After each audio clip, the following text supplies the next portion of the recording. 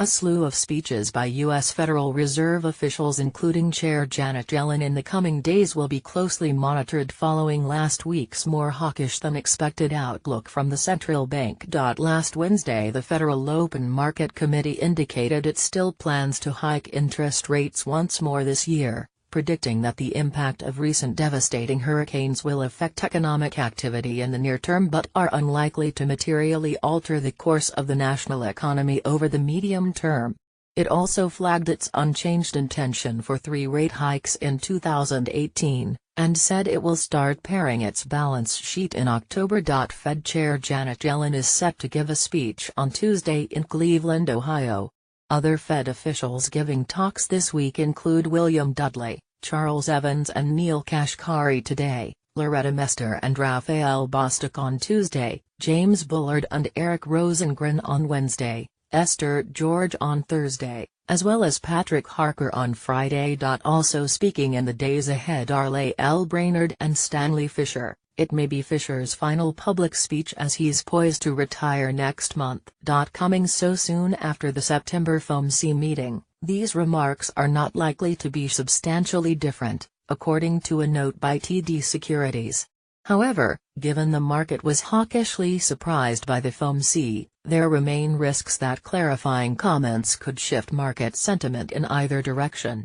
On Friday, San Francisco Fed boss John Williams said he sees potential for a December rate hike and he pegged 2.5% as the new normal for the Fed funds rate, or key rate.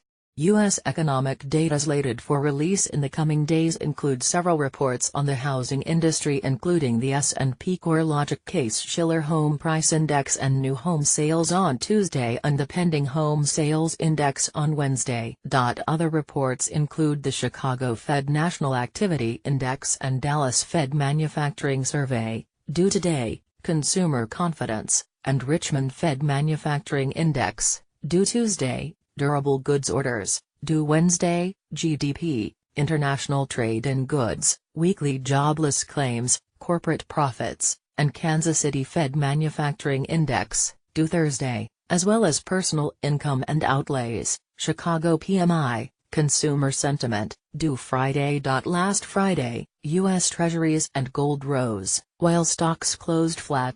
For the week, the Standard & Poor's 500 index added 0.1%, while the Dow Jones Industrial Average rose 0.4%. However, the Nasdaq Composite Index retreated 0.3%. Shares of Hewlett-Packard Enterprise closed 3.4% higher on Friday. The company is planning to cut about 10% of its staff, or at least 5,000 workers, Bloomberg reported, part of a broader effort to pare expenses. The reductions are expected to start before the end of the year, according to Bloomberg, citing people who asked not to be identified because the matter is private. The cuts at the company are likely to affect workers in the U.S. and abroad, including managers, the People said. In Europe, the Stoxx 600 index ended Friday with an advance of 0.1% from the previous day's close.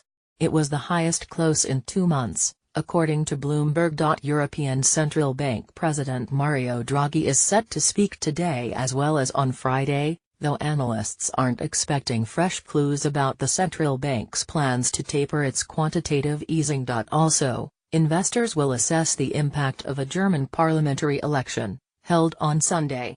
Chancellor Angela Merkel is likely to return to power even if her party, the CDU, falls some way short of garnering enough votes to govern without a coalition partner, Capital Economics economist Oliver Jones said in a note. Business Desk.